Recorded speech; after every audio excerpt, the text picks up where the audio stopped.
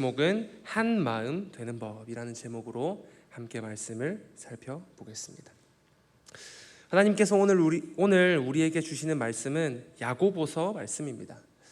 설교에 앞서 야고보는 어떠한 사람입니까? 먼저 야고보는 육신으로는 예수님의 형제입니다.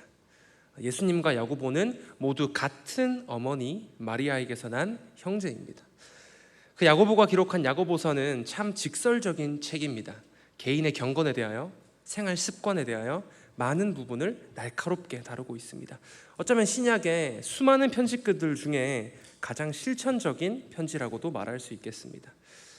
야고보서는 총 5장으로 구성된 책입니다. 짧은 책이지만 1장과 4장 총 2번에 걸쳐서 등장하는 핵심어가 두 마음이라는 단어입니다. 두 마음의 의미가 긍정적인 의미의 표현일까요? 아니면 부정적인 의미의 표현일까요? 당연히 두 마음은 부정적인 의미의 표현입니다. 두 마음은 하나 되지 못한 마음이 두 마음입니다. 오늘 말씀을 통하여 우리 가운데 나누어진 두 마음이 있다면 그 마음이 발견되고 또 다시 하나가 되는 은혜가 우리 가운데 있기를 소망합니다. 두 마음을 하나가 되게 할 때요, 꼭 기억해야 할 포인트가 있습니다. 여러분 혹시 중국 음식 중에 짬짜면이라는 요리를 들어보셨습니까? 반으로 그릇이 나누어져 있죠. 그래서 한쪽은 짬뽕, 한쪽은 짜장면. 아니면 사실 이게 커스터마이징 하기 나름이지 않습니까? 뭐 탕복도 있겠고 짬탕도 있겠고 다 가능한 메뉴가 짬짜면과 관련된 시리즈들입니다. 그런데 진짜 맛있게 먹고 싶은 날, 중국 요리의 끝을 보고 싶은 날, 너무 맛있게 먹고 싶다고 해서 혹시 그 반으로 나누어져 있는 그릇을 접어서 하나로 섞어 드실 분이 계십니까? 너무 맛있게 먹고 싶은 거죠. 짬뽕의 매콤함도 담고 싶고 짜장의 그 녹진한 장점도 합치고 싶어서 그 그릇을 접어서 섞어 드시는 분은 아마 어느 날에도 어느 분도 없으실 거라고 생각합니다. 아마 아무도 그렇게 드시는 분은 없으실 겁니다. 두 마음이 한 마음이 되기 위해서는요, 두 마음이 절대 섞이면 안 됩니다. 섞이면 이도 저도 안 되는 것이라고 야고보서 말씀은 말하고 있습니다. 두 마음이 한 마음이 되는 방법은 나머지 한 마음을 제거하는 것밖에는 그 방법이 없습니다.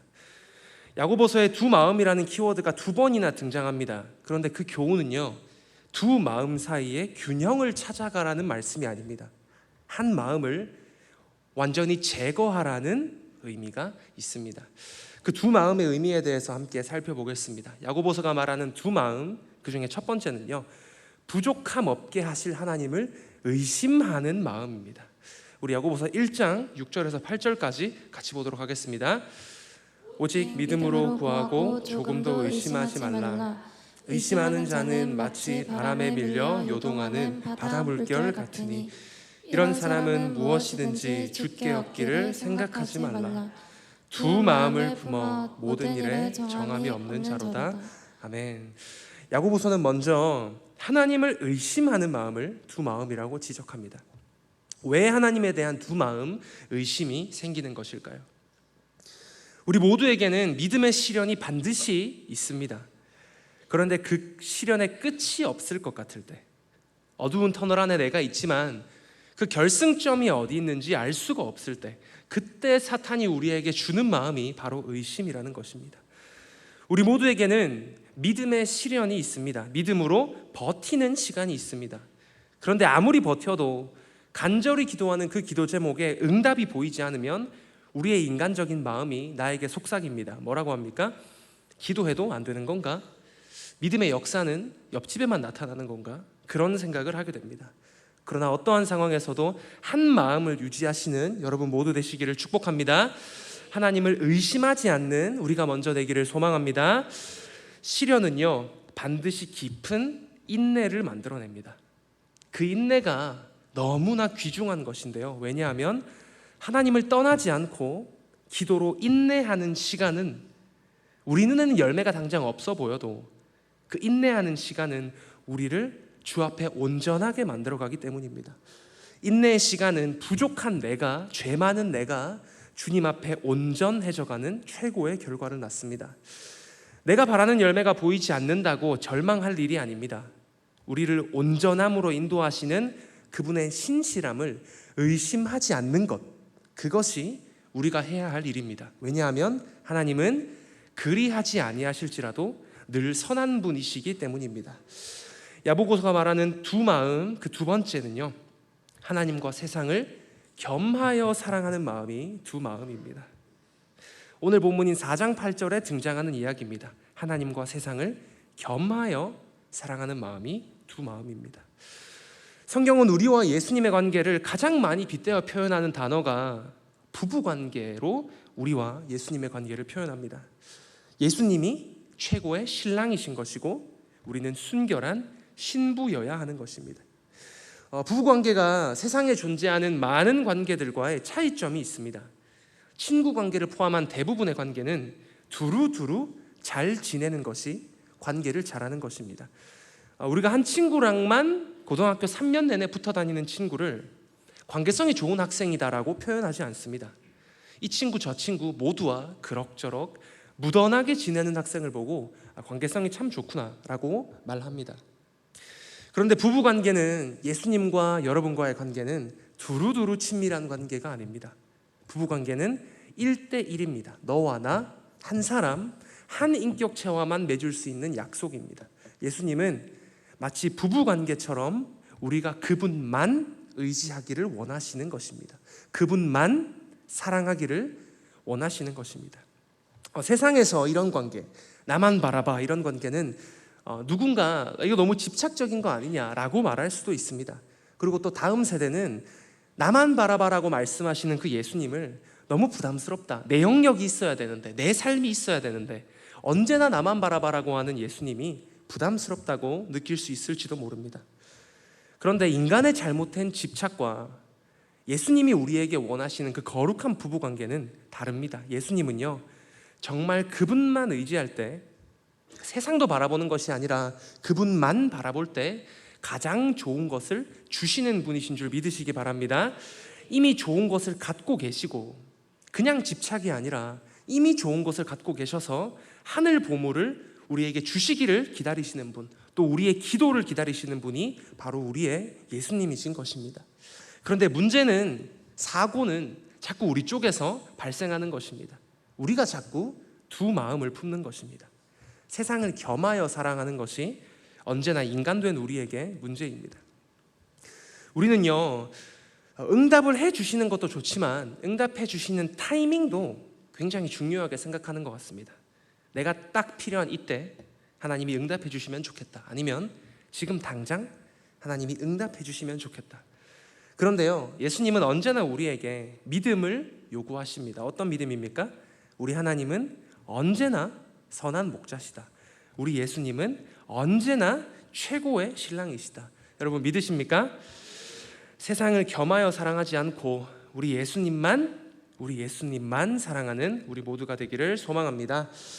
우리 내면의 두 마음은 우리의 생각보다 훨씬 더 큰 문제입니다. 두 마음이라는 것이 왜 문제가 되냐 하면요, 우리의 내면의 두 마음은 반드시 우리의 외적인 나뉘어짐으로 드러나게 되어 있습니다. 즉, 성도의 마음이 하나님과 세상을 모두 사랑하는 두 마음이라면 우리가 속한 영적 공동체가 둘로 나뉘는 것은 당연한 결과라는 것입니다. 그렇기 때문에 내면의 두 마음이 무서운 문제라는 것입니다. 야고보서 4장 1절부터 교회 공동체의 다툼이 이야기가 나옵니다. 그런데 교회 공동체의 다툼은 개인의 정욕으로부터, 내면의 두 마음으로부터 나온다고 성경은 기록하고 있습니다. 따라서 영적 공동체에 무엇을 두고든지 큰 소리가 오간다면, 다툼이 있다면 그것은 반드시 개인의 정욕, 내면의 두 마음으로 인한 것이라는 말씀입니다. 대흥교회가 건강한 교회 되기를 소망하십니까? 여러분의 가정과 목장 그리고 셀이 건강한 교회가 되기를 소망하십니까? 그렇다면 우리의 내면부터 두 마음이 아니라 하나가 되어야 하는 줄 믿으시기 바랍니다. 따라서 둘로 나뉜 공동체가 하나 되는 방법이 무엇입니까? 야고보서는 성도의 내면부터 더 하나가 될 것을 말하고 있습니다. 저는 어려서 제 팔에 금이 간 적이 있습니다. 아주 어려서인데요. 실내 자전거에서 떨어져서 팔에 금이 간 적이 있습니다. 근데 만약에 팔에 뼈가 부러져서 병원에 갔는데 찢어진 피부만 봉합을 하고 뼈를 맞추거나 뼈를 잇는 수술을 하지 않는다면 어떻게 되겠습니까?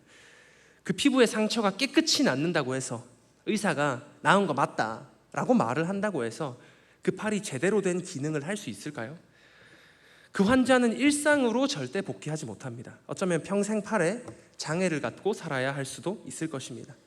마찬가지입니다. 속사람이 변하지 않고 공동체의 문제를 해결하려 하는 것은 이와 같은 방법입니다. 뼈가 붙어야 팔이 사는 것처럼 우리 한 사람 한 사람이 교회의 건강에 앞서 우리 성도 한 사람 한 사람이 겸하여 섬기지 않고 한 마음을 회복할 때 우리가 속한 모든 영적인 공동체가 비로소 진정한 하나가 될 수 있다는 사실입니다. 한 마음이 되는 방법 첫 번째 대지입니다. 두 마음은 죄임을 기억해야 합니다. 우리 안에 있는 두 마음은 절대 그럴 수 있지 하고 넘어갈 문제가 아닙니다. 절대 익숙해져서는 안 되는 것이 성도에게 있는데요. 하나님과 세상을, 하나님과 정욕을 동시에 섬기는 일이 성도에게 결코 자연스러워서는 안 됩니다. 우리 야고보서 1장 8절 말씀 같이 읽도록 하겠습니다. 하나님을 가까이 하라. 그리하면 너희를 가까이 하시리라. 죄인들아 손을 깨끗이 하라. 두 마음을 품은 자들아 마음을 성결하게 하라. 아멘. 오늘 말씀을 보면 두 마음을 품은 자들을 향하여 말씀이 명령합니다. 뭐라고 하십니까? 성결하게 하라. 성결하게 하라고 말하고 있습니다. 성결은 성적인 죄와 관련된 개념입니다. 레위기나 신명기를 살펴보면 가장 엄중히 다루는 죄의 개념이 성결입니다. 그런데 오늘 본문은 두 마음을 품는 것을 성결의 문제라고 말씀하고 있습니다. 우리 말씀 한 구절 더 보겠습니다. 같은 장의 4절 말씀입니다. 시작. 가늠한 여인들아 세상과 벗된 것이 하나님과 원수됨을 알지 못하느냐. 그런즉 누구든지 세상과 벗이 되고자 하는 자는 스스로 하나님과 원수 되는 것이니라. 아멘. 두 마음을 품은 성도들에게 뭐라고 말합니까? 두 마음을 품는 성도들에게 가늠한 여인들아 그렇게 말하고 있습니다. 가늠한 여인들, 즉 두 마음을 가진 자들의 특징도 야고보서에 잘 설명이 되어 있습니다. 이들은 어떤 사람이냐 하면 교회에 와서도 본당에 앉아서 매일 기도하면서도 정욕으로 쓰려고 잘못 구하는 자들입니다. 우리가 요즘 강단에서 자주 듣는 언어로는요, 매일 예수님과 함께 죽는 삶은 없고 하나님과 교회를 요술램프 진이라고 생각하는 사람들이 가늠한 여인들, 두 마음을 가진 자들입니다. 하나님과 완전히 동상이몽이겠죠. 하나님의 종들과도 완전히 동상이몽일 것입니다. 오늘 말씀은 그 동상이몽을 죄라고 말하고 있습니다. 신랑과 신부의 관계로 예를 들어보면 같은 방에 누웠지만 다른 남자를 혹은 다른 여자를 떠올린다면 최악 중에 최악이지 않습니까? 오늘 본문은 교회 안에 있지만 세상과 벗하고 있는 우리의 그 두 마음을 향하여 간음이라고 말하고 있는 것입니다. 따라서 우리가 하나가 되기 위하여 한 마음으로 주님의 꿈을 이루는 교회가 되기 위하여 우리는 먼저 두 마음이 죄의 문제구나, 이 문제는 성결의 문제구나 라는 그 문제의식이 회복되어야 합니다. 두 마음은요 보통 죄가 절대 아닙니다. 그럴 수 있는 일이 아닙니다. 두 마음 진단법을 소개하고 다음 대지로 넘어가겠습니다. 정죄가 아니라 함께 우리를 진단하고 더 한 마음이 되어가기를 소망합니다. 진단법 첫 번째는 두 마음이 있다면 믿음대로 행하지 않습니다. 두 마음이 있다면요 욕심이 있는 것이고 욕심은 죄를 낳고 그 사람은 믿음대로 행할 수 없습니다. 다음 진단법 두 번째는 차별하여 사람을 대합니다. 높은 자리를 사모합니다. 세상 영광을 추구합니다. 야고보서 말씀에서 정확한 말을 그대로 빌리자면요, 아름다운 옷을 입은 사람에게는 여기 좋은 자리에 앉으소서라고 말하지만 가난한 자에게는 너는 내 발등상 아래에 앉으라 라고 명령하는 사람이 두 마음이 있는 차별하는 사람이라는 것입니다. 진단법 세 번째는 말에 실수가 많습니다. 또한 말씀 그대로를 빌리자면 의인은 어떻게 하냐 하면 말에 있어서 나를 순종하게 하려고 입에 재갈을 물리는 사람이 의인입니다. 순종을 위해 입을 닫는 사람이 의인입니다. 그러나 두 마음을 가진 사람은요, 그 입에서 찬송과 저주가 동시에 나오고 단물과 쓴물이 동시에 나옵니다. 우리의 입을 통하여서는 축복만, 찬송만, 주님의 마음만 우리의 입을 통하여 나올 수 있기를 소망합니다. 두 번째, 순수함을 회복해야 합니다. 성경이 말하는 순수한 사람은 어떤 사람입니까? 평생 하나님과 동행하는 것이 순수입니다. 하나님과의 첫 마음이 여전히 나이가 들어서도 지속되는 사람이 순수한 사람입니다. 대표적인 예시가요, 바로 다니엘이라고 생각합니다. 그는 소년 때 결단했습니다. 나는 하나님만 섬기겠다. 나는 바벨론과 섞이지 않겠다. 그리고 그는 정말로 초심이 평생토록 변하지 않았습니다. 질문 하나만 드려보겠습니다. 다니엘이 사자굴에 들어갔을 때 그의 나이가 몇 살쯤 되었을까요? 마음으로 한번 상상해 보시면 될 것 같습니다. 다니엘이 사자굴에 들어갈 때 그의 나이가 몇 살쯤 되었을까요? 다니엘은 그때 80살쯤 되었습니다. 다니엘이 사자굴에 들어갈 때 혈기가 왕성해서 하나님이 만약에 도우시지 않으면, 혹여나 하나님이 내 기도에 응답하지 않으면 내가 사자를 때려 죽여서라도 살아남으리 라고 생각할 수 있었던 나이가, 플랜 B가 없었던 나이가 그 나이였던 것입니다. 당시 바벨론에서 다니엘의 입지는 어떠했습니까? 나라의 총리까지 되었습니다. 왕 바로 아래 3명의 총리 중에 한 사람이었습니다. 그래서 그의 집이 1층 주택이 아니었던 것이고 창문이 있는 다락이 있는 여러 층의 주택이었던 것입니다. 그런 집에서 매일 창문을 열고 하루 3번 기도하는 다니엘 할아버지를 동네 사람들이 당연히 다 알고 있었습니다. 그런데요, 다니엘이 얼마나 순수하냐 하면, 왕이 기도하면 죽인다고 하는데 한 번쯤은 그 문을 좀 닫고 기도하면 안 됩니까? 왜냐하면 잃을 것이 너무 많습니다. 좋은 집도 날아갈 수 있고 명예로운 총리 자리도 한 방에 후 불면 날아갑니다. 그런데 총리 자리를 만약 유지한다면 그 자리를 통해서 이스라엘 백성에게 좋은 일을 할 수 있는지도 모르겠고, 그가 쌓았던 부를 잃지 않는다면 어려운 이웃을 위해 쓸 수도 있는 것 아니겠습니까? 그런데 다니엘 할아버지는 너무너무 순수했습니다. 그에게는 기도하지 않을 이유가 당연히 많았습니다. 잃을 것도 너무 많았고 하루쯤은 창문을 닫고 기도할 만했습니다. 그러나 다니엘이 귀한 것은 기도하지 않을 이유를 찾은 것이 아니라 기도할 이유만을 찾은 사람이 다니엘입니다. 기도해야 할 대상인 하나님께만 집중한 사람이 다니엘이라는 사실입니다. 사자굴에 던져버린다는 왕의 협박에도, 그럼에도 불구하고 창을 열어 기도하던 다니엘은 끝까지 참 순수한 할아버지였습니다. 지금 우리의 마음 가운데 하나님만 친구 삼던 그 순수한 마음이 남아있는가요? 세상의 비바람 가운데도 본당에서 기도할 때 하나님의 따뜻함을 느끼며 기도하던 그 우리의 초심이 잘 남아있는가요? 오늘 본문은 우리에게 분명히 말하고 있습니다. 세상과 벗하지 마라, 두 마음 먹지 마라, 순수하라. 그 순수한 초심을 회복하는 대형의 모든 성도님들 되시기를 축복합니다.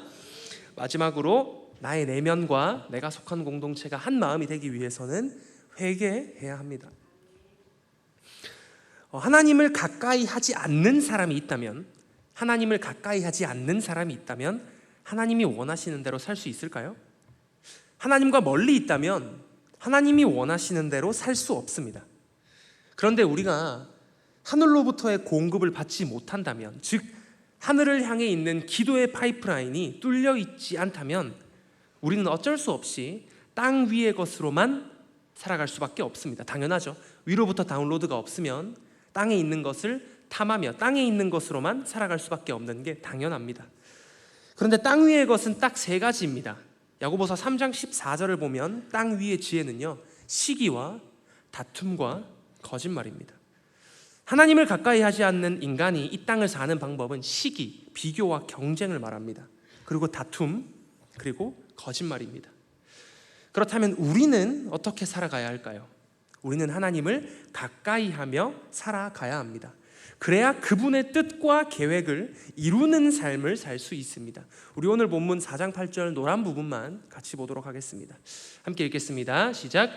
하나님을 가까이 하라. 그리하면 너희를 가까이 하시리라. 아멘. 하나님은 오늘도 우리 모두와 가까워지기를 원하십니다. 그런데 거룩하신 하나님과 가까워지기 위해서는 4장 8절 다시 띄워주시겠습니까? 손을 씻어야 합니다. 손을 깨끗이 해야 합니다. 그 손을 깨끗이 하는 방법이 바로 9절 다음에 이어져서 나옵니다. 우리 같이 보도록 하겠습니다. 슬퍼하며 애통하며 울지어다. 너희 웃음을 애통으로, 너희 즐거움을 근심으로 바꿀지어다. 아멘. 한 마음이 되기 위해서 중요한 것은 회개입니다. 그런데 회개가 어떤 것인지 9절 말씀에 등장합니다. 의도적으로 잠시 웃음을 멈추고, 의도적으로 즐거움을 잠시 멈추고 주님 앞에서 애통하고 근심하는 것이 회개입니다. 회개함으로 하나님과 더 가까워지는, 회개함으로 하나님과 다시 가까워지는 우리 모두가 되기를 소망합니다. 회개할 때 우리는 모두 하나님을 중심으로 다시 모이게 되는 것이고요, 그때 우리는 비로소 하나가 될 수 있다는 사실입니다. 말씀을 정리하겠습니다. 지금 우리는 하나 될 때입니다. 그런데 껍데기만 하나 되는 것은 의미가 없습니다. 짬짜면이 섞이는 것도 의미가 없고, 팔이 부러졌는데 겉에 피부만 치료하는 것은 아무런 의미가 없습니다. 진짜 한 마음이 되기 위해서는 우리 성도 한 사람 한 사람의 내면이 먼저 주님만 사랑하는 마음으로 하나가 되어야 합니다. 한 마음은 두 마음이 적절하게 섞이는 것이 결코 아닙니다. 섞이면 이도 저도 되지 않습니다. 한 마음이 된다는 것은 세상을 사랑하는 내 마음을 완전히 버리는 것입니다. 하나님의 소중함을 발견하는 것입니다. 그 마음을 버리는 방법이 무엇입니까? 회개입니다. 회개를 통해 우리가 하나님과 가까워질 때 우리는 다시 순수해질 수 있습니다. 순수하면 행복합니다. 회개할 때, 순수할 때 하나님이 우리를 어떻게 해주시냐면 바로 10절 말씀, 회개하라는 말씀 다음에 하나님의 약속이 나옵니다. 같이 읽도록 하겠습니다. 그 앞에서 낮추라. 그리하면 주께서 너희를 높이시리라. 믿으십니까? 하나님 앞에 회개하면, 하나님 앞에 의도적으로 나의 즐거움과 내가 원하는 것을 낮추고 하나님 앞에 내가 낮아지면 주께서 우리를 높여주신다는 사실입니다. 인간이 고개를 쳐들면요, 영적인 공동체는 갈등뿐입니다. 인간이 높아지기를 사모하면 영적인 공동체는 갈등뿐입니다. 그러나 하나님이 높이시는 교회는 하나가 되는 교회인 줄 믿습니다. 남은 하반기 주님 앞에 회개함으로 한 마음을 회복하시는 여러분 모두 되시기를 축복합니다. 이제 곧 대응 기독학교도 다음 쿼터가 시작됩니다. 남은 하반기 하나님 중심으로, 하나님이 세우신 주의 종을 중심으로 더 한 마음이 되어가는 우리 교회가 되기를 소망합니다. 함께 기도.